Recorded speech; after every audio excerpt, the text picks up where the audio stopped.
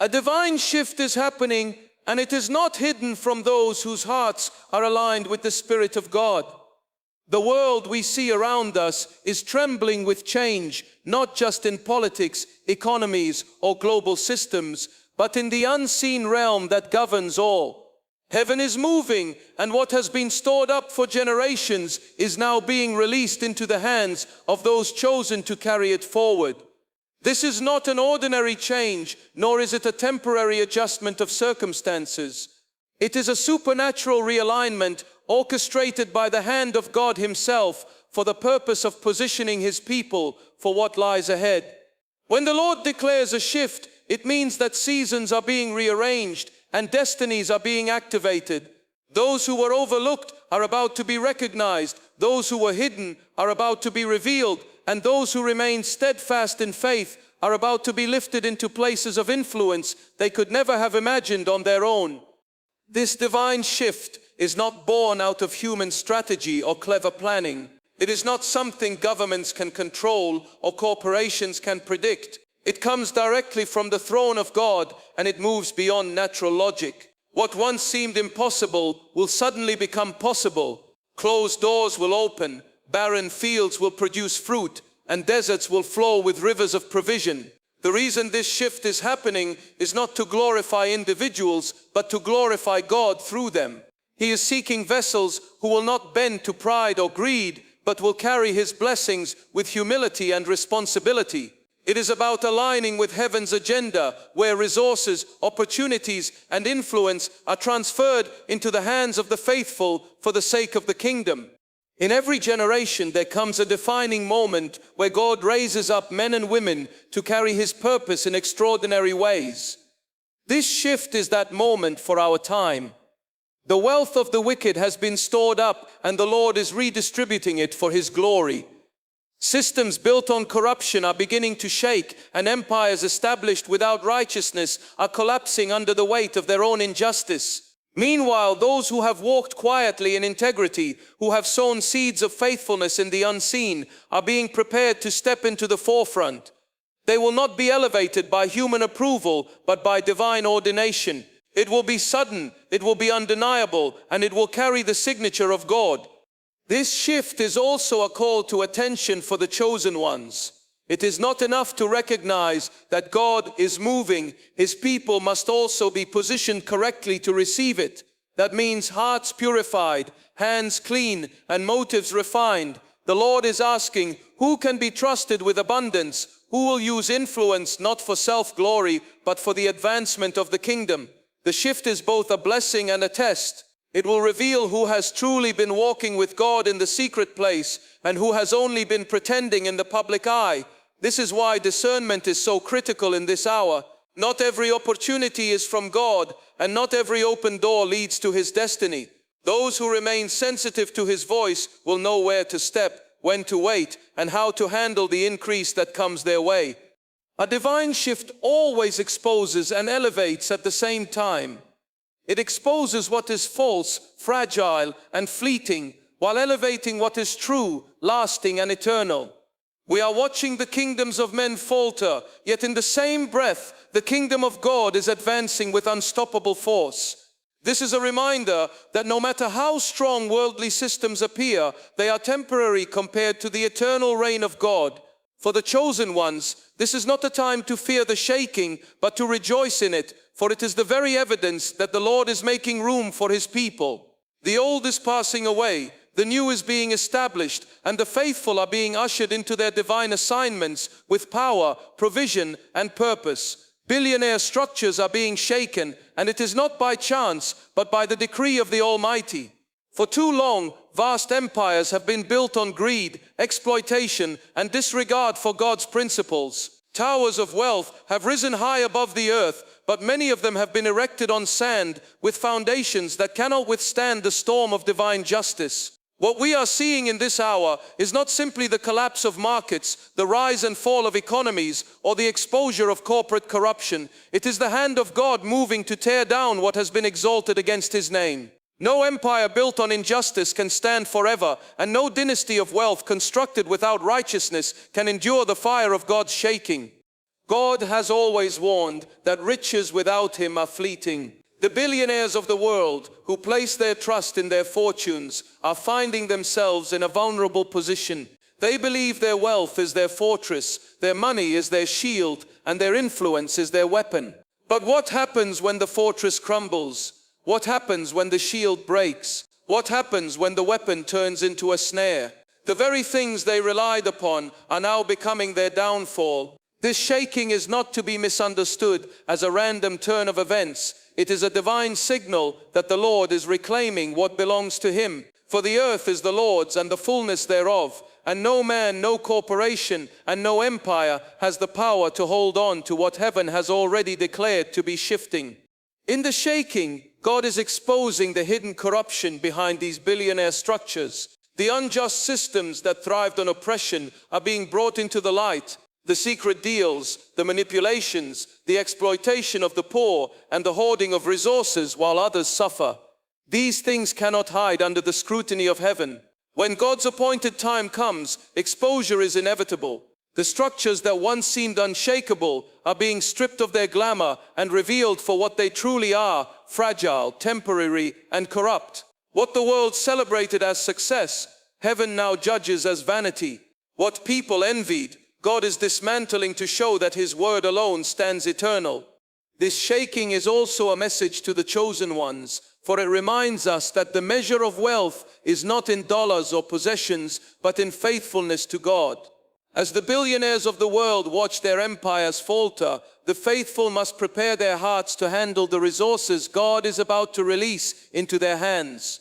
Wealth without God leads to destruction, but wealth in the hands of the righteous becomes a tool for salvation, healing, and restoration. The Lord does not despise wealth, but he despises when wealth becomes an idol. Therefore, he is shaking these structures to prove once and for all that no amount of riches can save a man's soul, and no kingdom built on pride will survive the fire of his holiness. We are witnessing a prophetic fulfillment of God's word. The mighty are being humbled, and the humble are being raised up. Those who thought they could not be moved are being brought low, while those who trusted in God are being lifted into new places of influence. The shaking is not only a judgment, but also a transfer. The wealth of the wicked, once locked away in systems of greed, is being released into the hands of the righteous for kingdom purposes. This divine redistribution is already happening in ways the world cannot fully perceive. It is a silent but powerful work of God, shifting the flow of resources, redirecting influence, and preparing his people to impact nations. Billionaire structures may look intimidating, but before the Lord, they are nothing more than fragile glass towers. One breath from heaven, and they begin to crack. One decree from his throne, and they begin to fall. This should stir holy fear in the hearts of men and inspire hope in the chosen ones. For the shaking proves that God is still in control and that the systems of man are no match for the sovereignty of the Almighty. As these structures collapse, the world will learn that true security is not found in wealth, but in the living God. Those who have ears to hear will understand that this is the hour to let go of false idols and cling to the unshakable kingdom that will never fall. Chosen ones will be entrusted, and this entrustment comes not as a reward for worldly achievements, but as a divine recognition of faithfulness, purity, and obedience. God is not searching for the most talented, the most educated, or the most skilled according to the standards of man. He is searching for hearts that are loyal to him, hearts that can carry the weight of responsibility without bending under the pressure of pride and greed. The Lord is looking for vessels who will not allow his blessings to corrupt them, but who will remain steadfast, humble, and faithful, even when influence, power, and resources are placed in their hands. Entrustment is not given lightly. It is the product of testing, refining, and proving over time. Those who endured seasons of lack, hardship, and hiddenness while holding tightly to their faith are the very ones God is now raising up to steward greater things. God's entrustment is always connected to his purpose, never to human vanity. When the chosen ones are entrusted, it is not so they may live in comfort or boast of their elevation. It is so that the kingdom of God may advance with greater force. The Lord will place resources into their hands, not for self-indulgence, but to build, to heal, to rescue, and to spread the message of His truth. He will entrust influence to them, not so they may glorify themselves, but so that the nations may see the light of Christ shining through their lives. Entrustment is sacred, and it carries with it the weight of accountability. God does not release abundance into careless hands, for careless hands turn blessings into idols. Instead, He seeks those who will fall on their knees, even in the midst of abundance, who will never forget that everything they have is from Him and for Him. The chosen ones have been prepared in secret. While the world celebrated others, they were in the hidden place of prayer.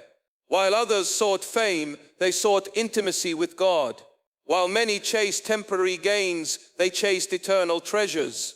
Now the Lord is ready to entrust them with what He has been preparing behind the scenes. The years of obscurity were not wasted, they were training grounds. Every tear, every sacrifice, every act of faith, when no one was watching, has been recorded in heaven, and now the time has come for the unveiling. Entrustment comes suddenly in the eyes of men, but in reality, it is the culmination of years of quiet obedience. Entrustment also comes with testing. Before releasing abundance, God will always ask, "Can I trust you with more? Will you remain pure when the spotlight comes? Will you keep my name holy when resources multiply in your hands? Will you continue to serve others when you have the power to demand service for yourself?" These are the questions God places before the chosen ones.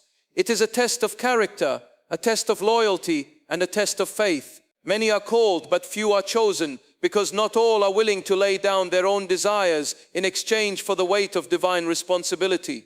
Those who prove faithful in little will be entrusted with much, and those who prove trustworthy in hiddenness will be elevated openly. This entrustment is also a weapon against the enemy. Satan has used wealth, influence, and power for generations to corrupt, enslave, and destroy. But now God is turning these very tools into weapons for righteousness. The chosen ones will be entrusted to use what once enslaved the world as instruments of freedom. They will build systems that bring justice, fund missions that save souls, and create opportunities that lift the oppressed. Their entrustment will not end with them. It will ripple through nations, generations, and countless lives. What God places in their hands will outlive them, for it will carry eternal value. The world will marvel when they see ordinary people suddenly entrusted with extraordinary influence. They will wonder how the overlooked have become leaders, how the silent have become voices, and how the humble have been elevated above the proud. Yet the answer will always be the same. It was God's doing. The chosen ones did not elevate themselves. They were entrusted by the one who knows the heart. This is the hour when the faithful remnant will rise, carrying the weight of divine entrustment with reverence, humility, and unwavering dedication to the one who entrusted them in the first place. It's about stewardship, not greed. And this truth must be deeply engraved into the hearts of the chosen ones as God begins to release abundance and influence into their lives. The purpose of the coming transfer is not to make men boastful, arrogant, or self-indulgent, but to entrust them with resources that must be handled wisely and faithfully for the sake of the kingdom. Greed is the poison of the world, a deceptive force that convinces people to hoard, to covet, and to elevate wealth above righteousness. But stewardship is the way of heaven. It is the recognition that everything we have belongs to God, and that we are simply caretakers of what He places in our hands. Wealth, no matter how great, is not ours to own. It is ours to manage in alignment with His will. When God entrusts His people with provision, He is not rewarding them for their own sake. He is calling them to partner with Him in His eternal mission. Every dollar, every opportunity, and every open door carries with it the weight of purpose. To the greedy, wealth becomes a snare that blinds their eyes and hardens their hearts. But to the faithful steward, wealth becomes a weapon of righteousness, a tool that tears down strongholds of poverty, oppression, and despair. God is not against abundance, but He is against abundance being twisted into selfish indulgence. This is why the divine shaking of the world's systems is happening, so that those who have misused wealth will be stripped of it, and those who have prepared their hearts in humility will be entrusted with it. Stewardship demands accountability. The chosen ones must understand that what comes into their possession is not for their glory, but for God's glory. Greed asks, "How much can I keep for myself?" But stewardship asks, "Lord, how do you want me to use this?" Greed builds bigger barns to hoard treasures, while stewardship builds altars that honor God.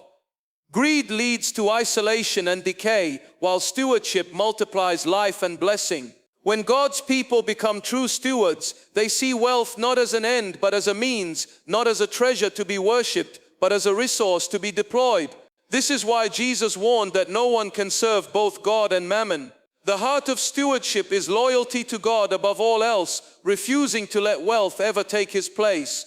Those who walk in stewardship understand that generosity is a divine principle. They give not out of compulsion, but out of love for God and compassion for others. They know that in giving, they are sowing into eternity, and that no seed sown in obedience is ever wasted. Greed closes the hand, but stewardship opens it.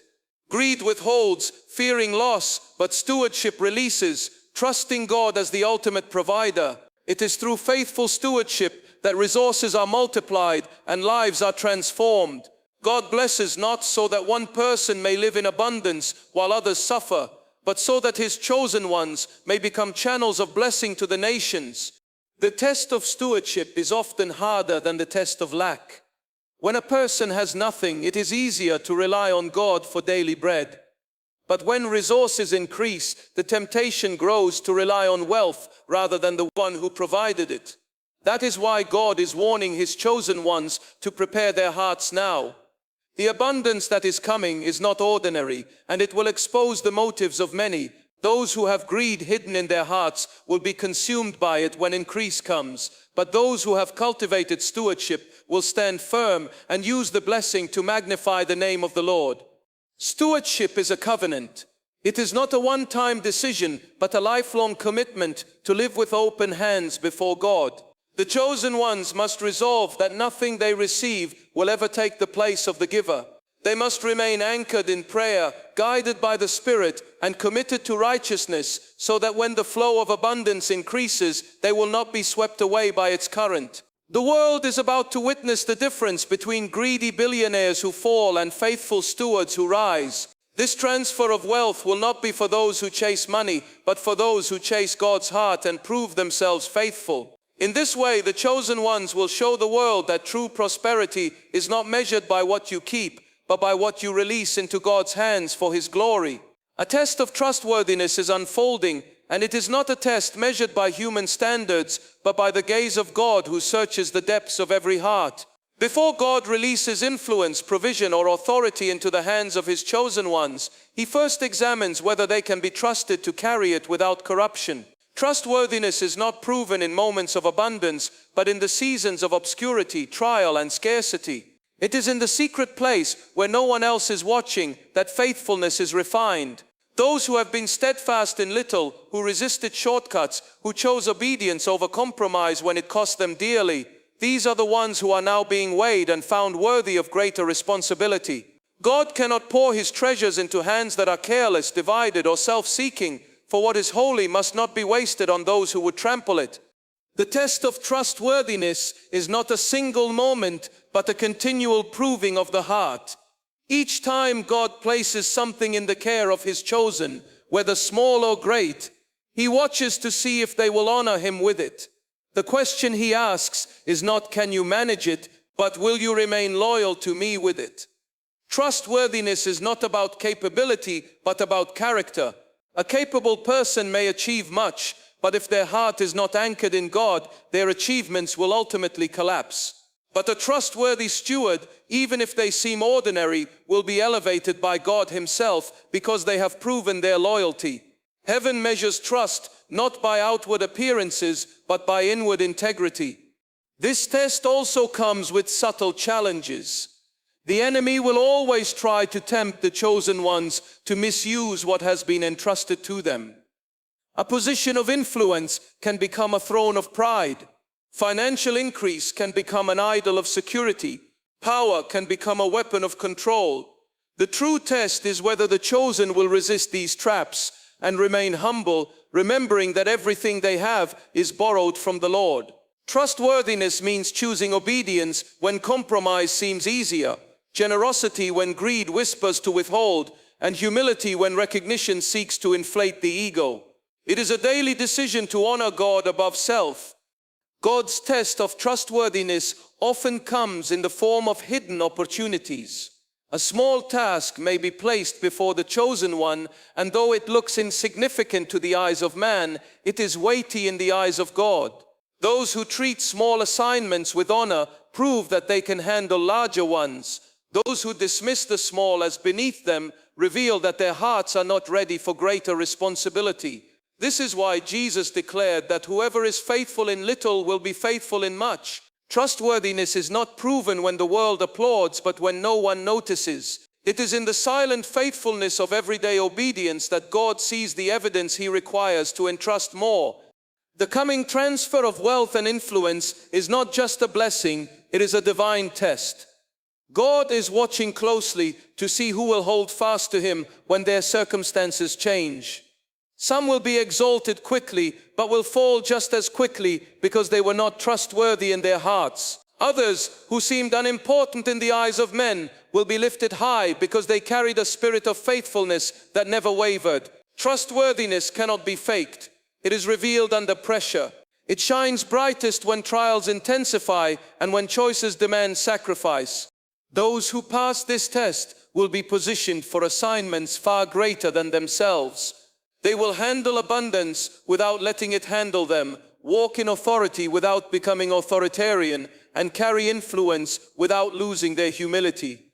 They will remain trustworthy because they never forgot who entrusted them in the first place. Their loyalty is not to wealth, status, or reputation, but to the King who sees every motive. And in this, God will entrust them with even more, for He knows that what flows into their hands will flow back into His kingdom. The shift is already underway, and while many still wait for some distant sign or future event, the truth is that heaven has already begun to move. The realignment of wealth, influence, and authority has started, and though it may not yet be visible to every eye, the shaking of systems, the collapse of false structures, and the sudden rise of the faithful are undeniable signs that God's hand is at work. What once seemed stable in the world is proving fragile, and what once seemed insignificant in the eyes of men is now being elevated. The shift is not coming, it has come. It is unfolding in quiet yet powerful ways, reshaping destinies, opening doors, and releasing resources for the advancement of God's kingdom. Those who are spiritually awake can already sense the change, while those still asleep in complacency are unaware that the ground beneath them is moving. The shift does not begin with visible wealth or outward promotion. It begins in the unseen realm where God commands and angels execute His decrees. It is spiritual before it is physical. Long before the chosen ones see the abundance in their hands, heaven has already released the word that their season has changed. Contracts are being rewritten, positions are being exchanged, and opportunities are being prepared even now. The faithful who have endured wilderness seasons are beginning to feel the winds of transition, a gentle yet undeniable pull that the old chapter is closing and a new one is opening. What God is doing is not accidental or experimental, it is intentional and exact. The shift is a manifestation of His plan spoken long ago, now coming into reality with divine precision. This shift is also a separation. As it advances, it draws a clear line between those who have anchored themselves in God and those who have trusted in the world. The same shaking that crumbles the empires of the greedy is the shaking that establishes the righteous on solid ground. What appears as loss to the wicked is gain to the faithful, for the treasures once stored up unjustly are being redirected into holy hands. The world may interpret it as economic instability, corporate turnover, or political chaos, but in the spirit, it is a divine exchange. What has been withheld is being released. What was locked away is being unlocked. What was denied to the faithful is now being handed over by the decree of heaven. The fact that the shift is already underway should stir urgency in the chosen ones. This is not the time to wait passively, assuming there is still plenty of time to prepare. Preparation must happen now, because the transfer is not waiting for anyone. Those who have kept their lamps filled with oil will find themselves ready when the door opens, but those who have delayed will find that opportunities have already passed them by. God is not slowing down his plan for the sake of those who remain distracted. The flow of abundance, the release of assignments, and the positioning of his people are already accelerating. Those who discern this moment will rise, while those who miss it will be left wondering how the change happened so quickly. The shift being underway also carries with it responsibility. This is not a season to chase after personal ambition or to build empires of self-glory. It is a season to align with God's will and to understand that everything entrusted to his people is for a greater purpose. The chosen ones must ask themselves daily, how am I positioning myself in prayer, in holiness, in obedience, so that I can carry what God is releasing? The abundance is not the goal, obedience is. The influence is not the destination, faithfulness is. The chosen are being called to walk in a way that honors God even before the full manifestation of the shift reaches them. For how they carry themselves now will determine how they will handle what comes. This shift is not something to fear, but something to embrace. It is the evidence that God's promises are alive and active, that his word never fails, and that his people are not forgotten. The fact that it is already happening is proof that God's timeline is unfolding right on schedule. The chosen ones must not look only at what the natural eye sees, for much of the transfer is happening beneath the surface, unseen but unstoppable. Soon what has been hidden will be revealed, and the world will stand in awe as ordinary men and women are lifted into extraordinary positions for the glory of God. The shift is not a prophecy to wait for, it is a reality to step into now. Those who recognize this will walk boldly into their divine inheritance, while those who delay will realize too late that heaven was already moving while they stood still.